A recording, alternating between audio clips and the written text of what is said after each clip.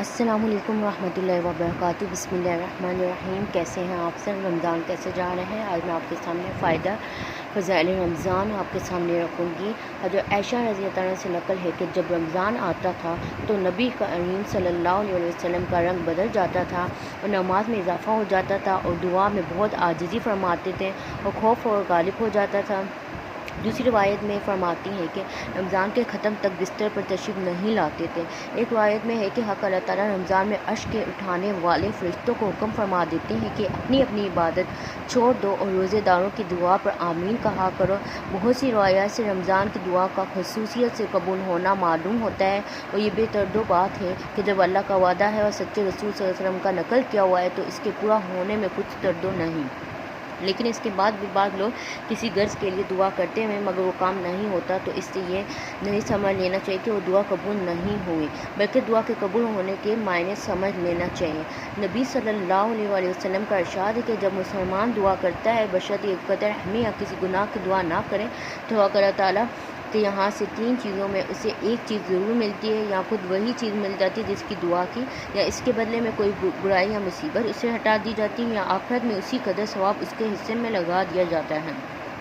ایک حدیث میں آیا ہے کہ قیامت کے دن حق اللہ تعالیٰ بندے کو بلا کر ارشاد فرمائے گا کہ اے میرے بندے، میں نے تجھے دعا کرنے کا حکم دیا تھا اور اس کے قبول کرنے کا وعدہ کیا تھا، تو نے جو مجھ سے دعا مانگی تھی وہ عرض کرے گا کہ میں مانگی تھی۔ اس پر ارشاد ہوا کہ تو نے کوئی دعا ایسی نہیں کی جس کو میں نے قبول نہ کیا ہو۔ تو نے فلاں دعا مانگی تھی کہ فلاں تکلیف ہٹا دی جائے، میں نے اس کو دنیا میں پورا کر دیا تھا، اور فلاں غم کے دفع ہو جانے ہونے کے لیے دعا کی تھی مگر اس کا اثر کچھ تجھے معلوم نہیں ہوا، میں نے اس کے بدلے میں فلاں اجر ثواب تیرے لیے متعین کیا۔ حضور صلی اللہ علیہ وسلم ارشاد فرماتے ہیں کہ اس کو ہر دعا یاد کرائی جائے گی اور اس کا دنیا میں پورا ہونا ہے، آخرت میں اس کا عوض بدلایا جائے گا۔ اس اجر ثواب کی کثرت کو دیکھ کر وہ بندہ اس کی تمنا کرے گا کہ کاش دنیا میں اس کو کوئی دعا بھی پوری نہیں ہوئی ہوتی کہ یہاں اس قدر اجر ملتا، اگر دنیا نہایت ہی اہم چیز ہے۔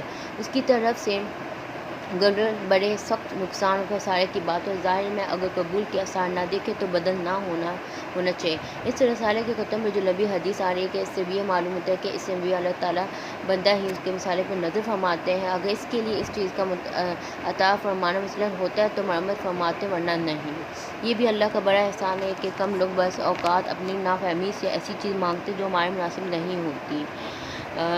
فضائل رمضان رکھا کہ نبی صلی اللہ علیہ وسلم کا ارشاد ہے کہ اپنی جانوں اولاد کو نیز مال اور خادموں کو بدعا نہ دیا کرو مگر اللہ کے کسی ایسے خاص وقت میں واقع ہو جائے جو قبولیت کا ہے۔ بالخصوص رمضان مبارک کا تمام مہینہ تو بہت ہی خاص وقت ہے، اس میں اہتمام سے بچنے کی کوشش ارشاد فرمایا۔ حضرت عمر رضی اللہ عنہ حضور صلی اللہ علیہ وسلم سے نقل فرماتے ہیں کہ رمضان مبارک میں اللہ کو یاد کرنے والا شخص بخشایا ہے اور اللہ سے مانگنے والا نامراد نہیں رہتا۔ سبحان اللہ۔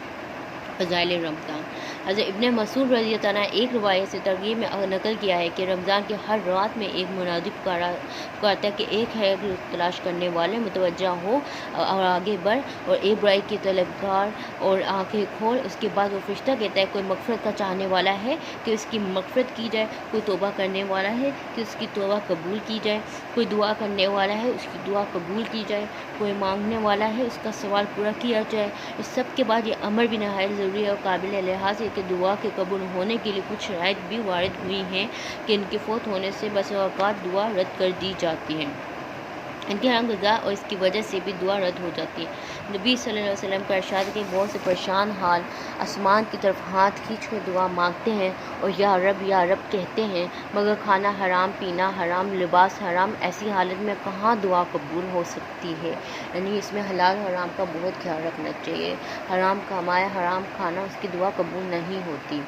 مورخین نے لکھا ہے کہ کوفہ میں مستبد دعا لوگوں کی ایک جماعت تھی، جب کوئی حاکم ان پر مسلط ہوتا اس کے لیے بدعا کرتے اور وہ ہلاک ہو جاتا۔ حجاج ظالم کا جب وہاں تسلط ہوا تو اس نے ایک دعوت کی جس میں ان حضرات کو کھاتے ہوتے شریک کیا، اور جب کھانے سے فارغ ہو چکے تو اس نے کہا کہ میں ان لوگوں کی بدعا سے محفوظ ہو گیا کہ حرام کی روزی ان کے پیٹ میں داخل ہو گئی۔ ان کے ساتھ ہمارے زمانے کی حلال روزی پر بھی ایک نگاہ ڈالی جائے جہاں ہر وقت سود تک کے دعا کی کوششیں جاری ہوں۔ ملازمین رشوت کو اور تاجر دھوکہ دینے کو بہتر سمجھتے ہیں، اس چیز کا خیال رکھا جائے۔ فضائل رمضان۔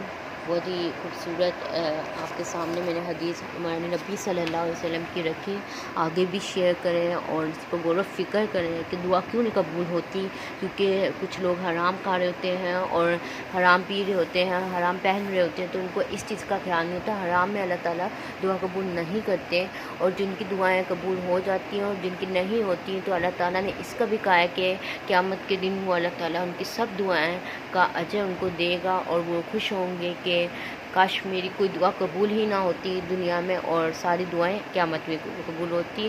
جزاک اللہ خیر، آگے بھی شیئر کریں۔ اللہ حافظ۔